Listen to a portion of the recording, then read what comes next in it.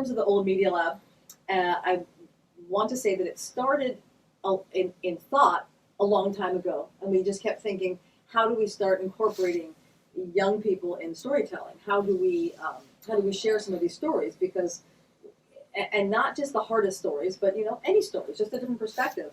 And then finally, getting to work with Maria Maciak, who was one of the people who created, I think, the media studies program at Ross. She came to OLA and she said, you know what, I'd like to help you. I like the work that you do. I just want to help you out. And we sat and we talked about a multitude of things. And then we kind of came to, well, let's start the OLA Media Lab.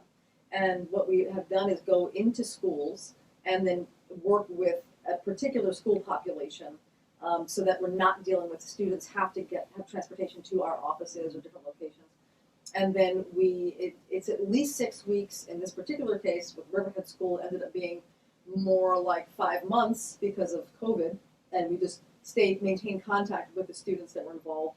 2 students were able to finish the films because it was very difficult. It was difficult to have them continue to work on these films and then also do remote learning. And then also many of them had to go into work because their families were struggling with paying the rent and with having food on the table. So those students had to go to work. And so the student population that we work with is going to vary, but we're looking to make sure that a lot of students that we are working with would be those who don't normally have access to this kind of additional focus and support, and so we're really taking the time, and often that's going to be with an E&L population, which is English as a new language.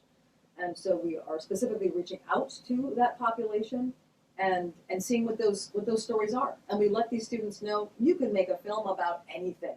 There's really no censoring that we're going to do. I don't care about the language of it. I don't care about the topics of it. You do what you want to do. And what we found so fascinating was with the Riverhead students, we started off with that, and they were thinking up grand, wonderful ideas, many ideas that were going to take years to accomplish.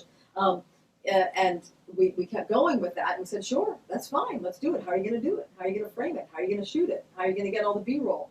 And then finally, they all kind of came individually to the decision, all 6 students that were ultimately involved throughout the course of the time. They all wanted to do their own personal immigration story. And I was a little blown away because I was nervous for them and a little heartbroken, but also thrilled that they felt that this was the medium to share those stories and that they did not want to be quiet about it, even though maybe some of their parents wanted to be quiet about it. So we had to get waivers and all that, we did. But ultimately they made the decision to talk about their immigration stories in very different ways.